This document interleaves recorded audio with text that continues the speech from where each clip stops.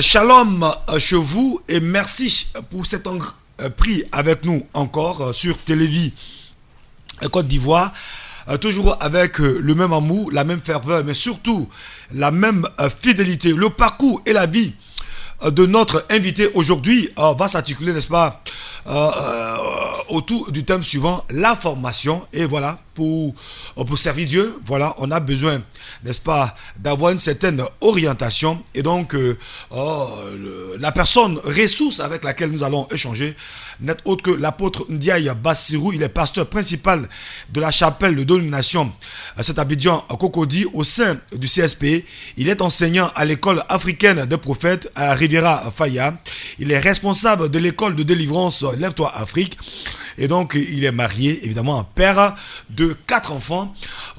C'est avec beaucoup de joie, beaucoup de bonheur et beaucoup de plaisir qu'on se retrouve après plusieurs années de collaboration, mais mieux, de disparition. Et donc, on le retrouve dans Rencontre sur Télévis Côte d'Ivoire. Apôtre, shalom. Shalom à toi. Comment ça va? Ça va très bien. En tout cas, moi, je suis content de t'avoir, apôtre. C'est pareil, hein? C'est partagé. Oui, on a fait tellement d'émissions à l'époque sur certaines radios. Effectivement. Et puis, dans le cadre, n'est-ce pas, des activités de notre télévision, Télévis Côte d'Ivoire, j'ai appelé et tu as accepté. Tu es là aujourd'hui, n'est-ce pas, pour partager, j'allais dire, ta vie, ton témoignage, ton parcours, surtout, n'est-ce pas, donner des conseils à la jeune génération qui sert le Seigneur. C'est important. Très important. Et puis surtout, je veux te dire aussi merci. Merci d'avoir pensé à moi. Et merci aussi à Télévis. En tout cas, nous disons à Télévis, à Aquaban Côte d'Ivoire. Ouais. Et nous prions pour vous et nous allons continuer à prier pour vous pour que l'œuvre à laquelle vous avez été appelés puisse vraiment être dans les normes selon Dieu et pour ne pas, comme on voit souvent certains médias qui commencent très bien. Et puis après, bon, je mets plaisant, voilà. Ça devient comment je vais appeler ça, une casserole de quelque chose, n'est-ce pas, qui n'aboutit pas, de serpents, de scorpions. Bon, on espère que Télévis ne sera pas comme ça. Non, je ne pense pas. Avec toi, le messager, j'ai appris à te connaître et je sais que tu es quelqu'un quand même d'assez rigoureux dans ce que tu fais et tu aimes ton travail. Tu ne le fais pas parce que tu gagnes quelque chose de manière particulière. Non, mais c'est avec le cœur, je pense, que tu le fais. Et je pense que le Seigneur va t'aider à aller de l'avant avec toute ton équipe. Ok, voilà, allez, le décor étant ainsi planté, hein, mais avant toute chose, il est dit que si l'Éternel le bâtit, celui qui bâtit est bâti en vain. Si l'Éternel le garde, celui qui veille en vain. On va demander à l'apôtre Ndiaye Bassirou, notre invité dans Rencontre, de nous recommander la grâce de Dieu pour que la demi-heure qui nous est impartie, n'est-ce pas, puisse être conduite selon l'orientation du Saint-Esprit. La prière pour démarrer. Père, nous te disons merci pour ce moment que tu permets. Nous sommes là en ton nom, nous sommes là pour la cause de ton règne et nous prions afin que, Seigneur, au travers de Télévis, tu puisses révéler ta volonté. Merci encore, prends contrôle et que tout soit pour la gloire de ton nom, au nom de Jésus-Christ. Amen. Amen.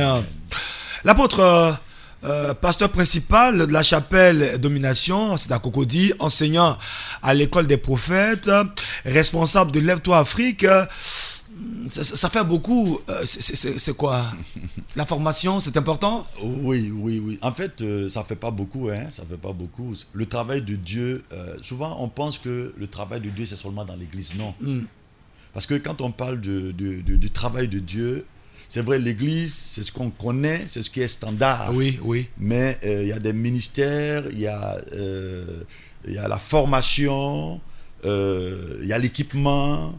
Il y a beaucoup d'autres domaines et donc en tant que j'ai d'abord pasteur de base, mais je suis appelé aussi au ministère apostolique. N'oublions pas que j'ai eu à commencer des églises en Côte d'Ivoire comme en dehors de la Côte d'Ivoire et même dernièrement j'ai établi une église francophone au Ghana. D'accord. Voilà, ce fut ma dernière mission à l'extérieur. Et après, je suis rentré. Et là, après avoir travaillé pendant près de 30 ans avec un ministère, le Seigneur a voulu que je puisse quand même faire quelque chose d'un peu différent.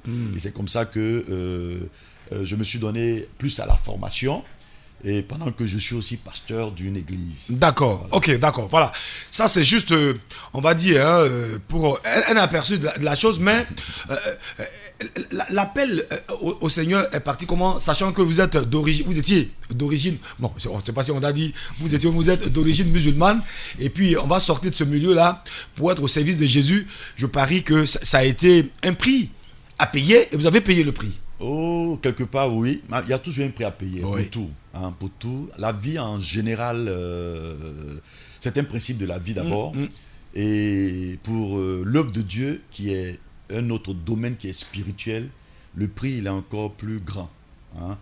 Et comme tu l'as si bien dit, hein, à l'état civil, je suis Ndiaye Bassirou. Oui. Et quand on dit le nom, déjà, On sait déjà, ouais. voilà, ça attire l'attention. Il y a une petite curiosité. Ndiaye Bassirou. Oui, effectivement, mon père est sénégalais. D'accord. Mon père est sénégalais. Ma mère, elle est ivoirienne. Ma mère, elle est métisse, baoulée, libanaise. Waouh. Voilà, donc voilà le mélange. Ça, c'est toute voilà le mélange dans lequel j'ai été. C'est ça. J'ai grandi, j'ai évolué. Donc, et mon père, c'était un musulman pratiquant. Il était pratiquant. Mais à vrai dire, mon père n'était pas le genre de parents musulmans qui... Intégriste. Voilà, intégristes, extrémistes. Extrémiste. Voilà, il me laissait quand même la latitude. Mais je veux dire, au niveau de la famille, des enfants, vous étiez lequel est enfant? Moi, je suis le premier. L'aîné. L'aîné de part et d'autre. Du côté de ma mère, du côté de mon père. Oui, mais les descendants, il y a combien de frères? Oh, bon, il faut dire, j'avais deux sœurs du côté de mon père. Il y a une qui est décédée, il y a une qui est là, qui elle aussi est convertie aujourd'hui. Amen. Du côté de ma mère, je suis l'aîné encore. J'ai 5 sœurs qui me suivent. Elles aussi, elles sont toutes converties. Amen. Ma mère aussi est convertie. Amen. Voilà, donc c'est pour dire que le Seigneur est à l'œuvre. Mais pour dire les choses de la bonne manière, il faut dire que j'ai été le dernier dans la famille à me convertir. Ah, parce que c'est vrai que mon père, comme je l'ai dit, mon père, il était musulman. Mais à un certain moment, j'ai grandi avec le mari à ma mère, qui était comme un père pour moi aussi. d'accord. Parce qu'il m'a pris très jeune et il m'a donné toute l'affection.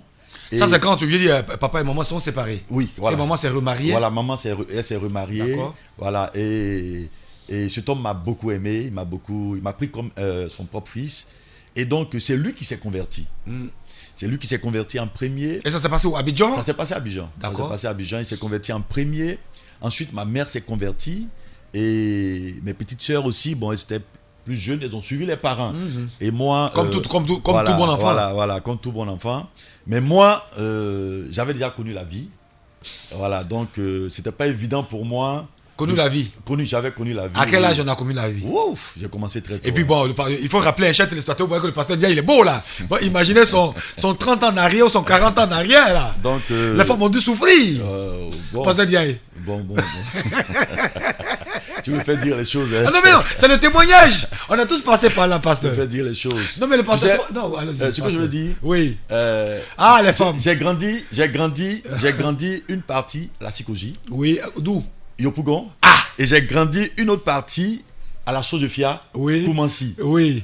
Donc, quand on parle des Sikoji et de Koumansi, la terreur de l'époque. Imaginez un tout petit peu. Oui, mais à cette époque, c'était quel nom déjà parce que bon, quand on était tout enfant, on avait des petits sobriquets là. Si. Bon, beaucoup de mes amis qui m'ont connu pas à l'école, m'ont connu sous le nom de je dirais le pseudonyme de Basile. Basile. Les gens connaissent plus ce nom, Basile. Et pourquoi Basile? Bon, football ou bien Bon, je crois que ça c'est un nom que ma mère m'a donné, c'est resté. C'est venu comme ça. Oui, c'est ma mère qui m'a donné ce nom. Oui. Mais mes amis avec qui je faisais la belle vie, on m'appelait Fanzi. Pardon? Fanzi. Et c'était quoi le Fanzi? L'histoire de Fanzi. À l'époque, il y avait une série qui passait. Bon, aujourd'hui, les jeunes de maintenant... Non, ils ne peuvent pas connaître, oui. Voilà, il y avait une série qui passait, il y avait des jeunes caïds là qui jouaient les durs. Et c'est comme ça que j'ai des amis qui m'ont donné l'un des surnoms, Fanzi. Fanzi. Voilà, donc je portais ce petit nom. Mais il y avait d'autres noms, mais c'est Fanzi qui était le plus resté. C'est ça. Voilà, donc, en fait, comme je l'ai dit, tout le monde était converti. Et moi, c'était pas facile. Comme j'ai dit, j'avais déjà connu la vie. J'avais connu quoi? J'avais connu les femmes. c'est des choses qu'on a connues très tôt. J'avais connu l'alcool, j'avais connu la cigarette, j'avais connu la drogue. Bon, nous à notre époque quand même, c'est-à-dire qu'on faisait ces choses, mais on était quand même disciplinés. C'est pas comme aujourd'hui où les jeunes prennent la drogue pour se détruire. C'est vrai que la drogue en elle-même, elle n'est pas conseillée. C'est ça. Je ne peux pas aujourd'hui conseiller quelqu'un de s'adonner à la drogue. Je ne peux pas le faire parce que je sais les conséquences. Et nous, c'est parce que le Seigneur vraiment avait sa main sur avait nous. déjà la main et donc Il avait vraiment la main sur nous et il a su nous arrêter. Sinon, on aurait pu dévier comme les autres. D'accord? Donc, de passage, j'ai fait le CG de Port-Boué. Oui. À l'époque, aujourd'hui, c'est devenu lycée. Le lycée collège moderne ou non, c'est lycée. le lycée moderne. C'est lycée moderne, voilà. d'accord. Nous, à l'époque, c'est le CG de Le CG, oui. Voilà, c'est là-bas que... Centre d'enseignement général. Voilà, c'est là-bas que j'ai fait mes premiers pas, à vrai dire. C'est quand je suis allé en 6e, très jeune. Donc, quand on est arrivé, il y avait nos grands frères qui étaient là déjà, qui avaient commencé dans les petits bistrots aux environs de l'école. Voilà. Donc, pendant les heures de pause, bon, on se retrouvait là-bas. Nous, on les accompagnait. C'est comme ça que ça a commencé. Donc, on était avec eux. Bon, vraiment, venant d'une famille où il y avait certaines règles, certaines disciplines, voilà. Donc, au départ, ça ne m'intéressait pas. Quand on se retrouvait, bon, moi, je prenais la sucrerie, voilà. Bon, on regardait les autres faire ce qu'ils faisaient. Mais un jour comme ça, toujours on me disait, bon, essaie de goûter. Je résistais. Et puis un jour, allez, j'ai essayé. Et puis c'est parti. Et puis c'est parti. La transformation, la métamorphose. Bon, on est devenu autre chose. On a commencé à fumer. Et au passage, j'ai fumé quand j'ai fumé Job. Ça, c'est les cigarettes de l'époque. Voilà, les cigarettes. C'est les cigarettes des maçons.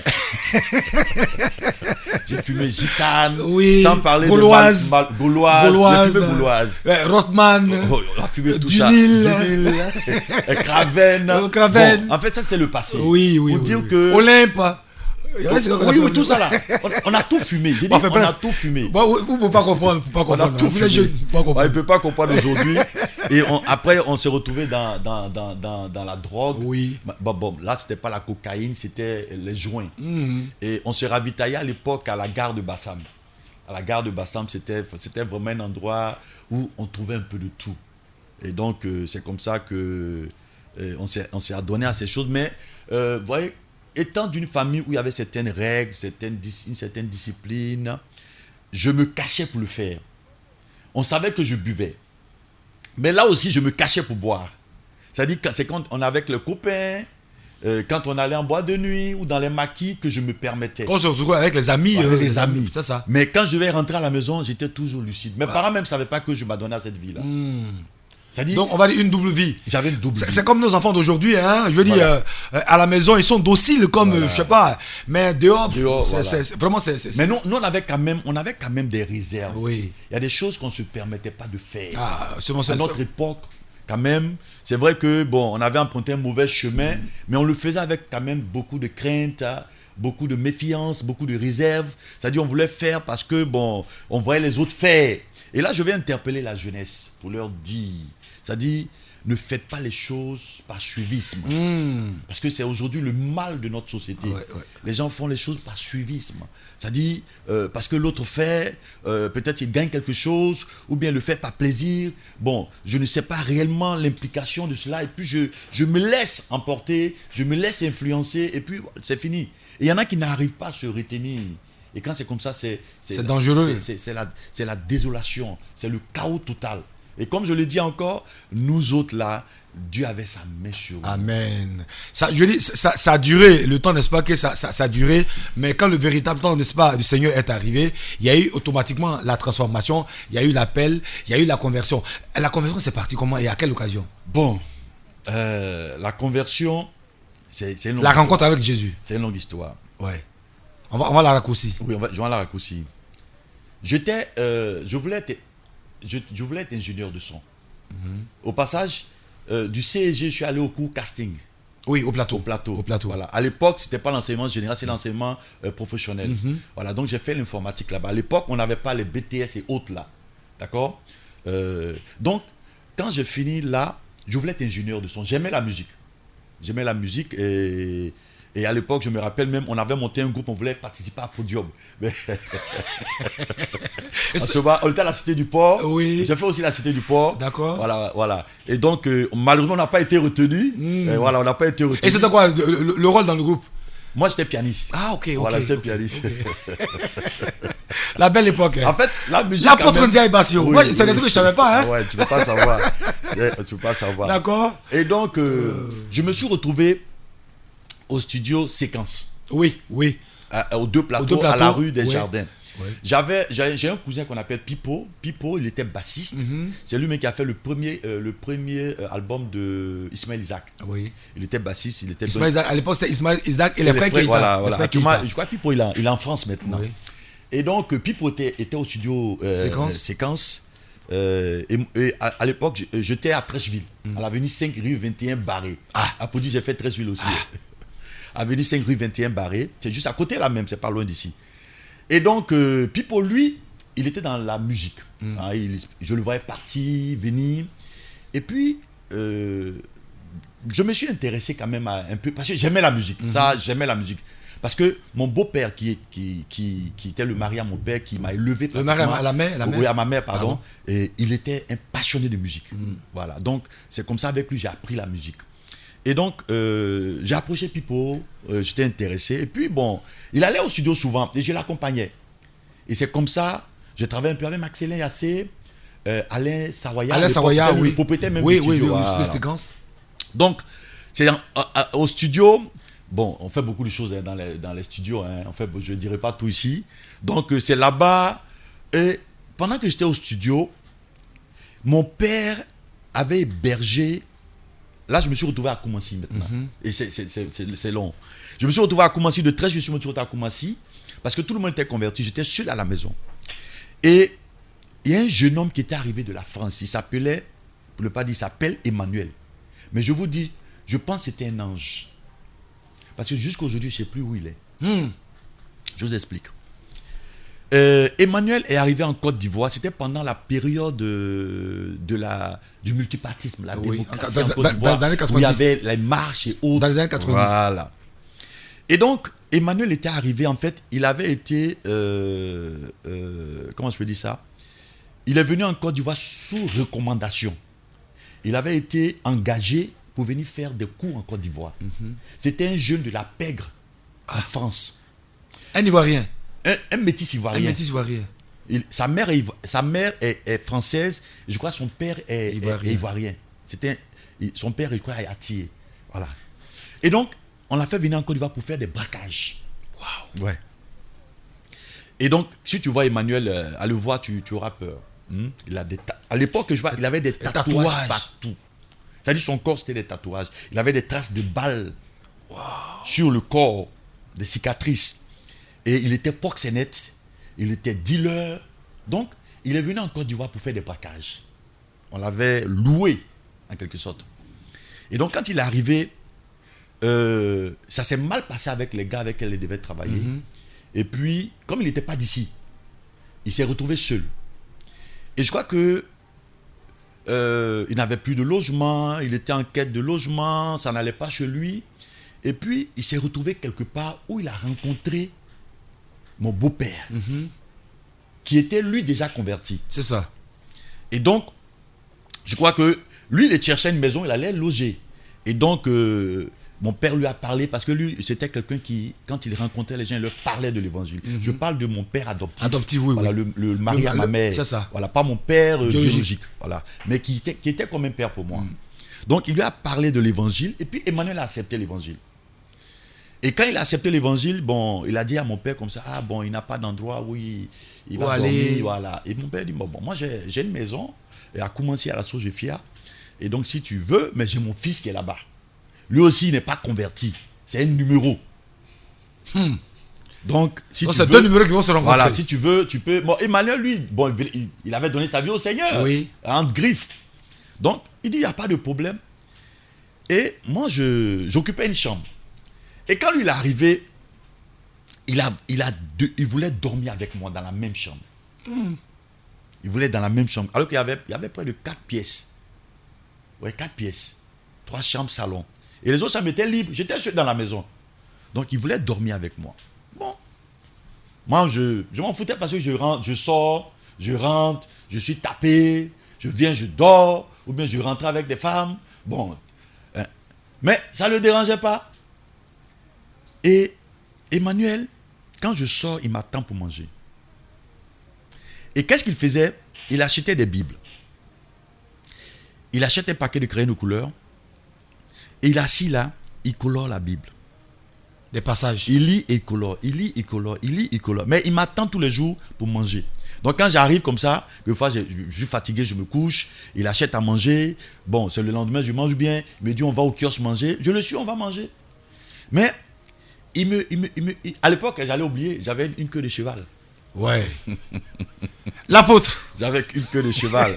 Et tout le temps guine. Ouais. Des guines, comme bad boys, déchirés oui. là, voilà. Et donc, Emmanuel m'attend pour manger et... Il ne vous faisait pas d'histoire. Hein, non. Il me dérangeait pas. C'est-à-dire qu'il était à vos petits soins. Voilà, Tranquille. il me parlait même pas de l'évangile. Donc, il m'attend et ça commençait à m'intéresser parce qu'il était la seule personne qui ne me parlait pas de l'évangile. Tu vois, il me laissait tel que j'étais, il m'acceptait tel que j'étais. Et puis, j'ai été un peu curieux. Je voulais savoir qui c'était. Ben, il ne m'intéressait pas au départ. Il ne me disait rien. Donc, je voyais sûrement les tatouages sur lui. Je le trouvais un peu bizarre. Bon, je savais que... Un peu métissé comme vous. Comme moi, voilà. Je savais que ce n'est pas quelqu'un qui n'était pas très franc. Bon, il prétendait être chrétien, mais bon, je le regardais avec un œil, bon. Mais ce qui m'intéressait, il ne me parlait pas de Jésus. Il était tout avec sa Bible en train de colorer. Il lit, colore, il lit, colore, il lit, colore. Il m'attend pour manger les soirs. Et tout ça, ça m'a touché. Et un jour, je me suis approché de lui. Je lui ai dit, mais attends, toi, dis-moi, qui tu es, voilà. Tu viens d'où, tout ça. Parce qu'à l'époque, sincèrement, j'étais un peu arrogant, j'étais un peu bagarreur, voilà. Et j'ai dit, mais toi, tu es qui, tu viens d'où, bon, c'est quoi? Il dit, non, bon, il a commencé à me parler de sa vie. Voilà. Parce qu'il voyait un peu la vie que je menais. Voilà. Donc, il a commencé à me révéler un peu son identité. Ce côté de lui qui était comme moi. Ouais. Et qu'il a abandonné tout ça pour se donner au Seigneur. Donc, de la France, il est venu en Côte d'Ivoire. Il a fait la France, il a fait l'Espagne, il a fait la prison en France, il a fait la prison en Espagne, il a fait la prison en Italie. J'ai dit, c'est quelqu'un quand tu le vois, et puis il était gaillard. Mais moi, j'ai dit, c'était un ange. C'était un ange. Donc, il a commencé à relater sa vie. Il a commencé à me parler de sa vie, tout ce qu'il a vécu. Il était proxénète. C'est-à-dire, les proxénètes, c'est ton truc. Ils font payer des femmes. Il protège les prostituées. C'est ça, oui. Il avait une arme sur lui. Et il était dealer aussi. Ils avaient des gens qui vendaient la drogue pour eux. En tout ça en Europe. Et donc, il a commencé à me relater sa vie, l'alcool, les femmes, les boîtes de nuit. Et je vais dire au passage aussi, les boîtes de nuit, quand nous on allait en boîte, on prenait la bouteille. On appelle ça les tailles. Les tailles. Les tailles. Les tailles. 25, 30 000. Et nous, on n'allait pas en boîte les week-ends. On allait en boîte du lundi au lundi. Du lundi au lundi. On n'allait pas en boîte les week-ends. C'est-à-dire, on commence lundi, mardi, mercredi. Parce qu'on prend la bouteille. On prenait les tailles, comme tu le dis. Lundi, mardi, mercredi. On est passé par là. On était en boîte. À l'époque, au plateau ici, au résidentiel. J'oublie un peu à Trècheville. C'est-à-dire toutes les boîtes. Whisky à gogo. Les boîtes des Renault. C'est ça. Cabane Bambou. Tout ça là. Wafou. On était dans tous ces endroits. Mais bref. Et donc, quand il a commencé à me raconter sa vie, j'ai dit, attends, le gars, il faut que ça devient intéressant. Ça devient intéressant, quoi. Il faut que je le prenne au sérieux.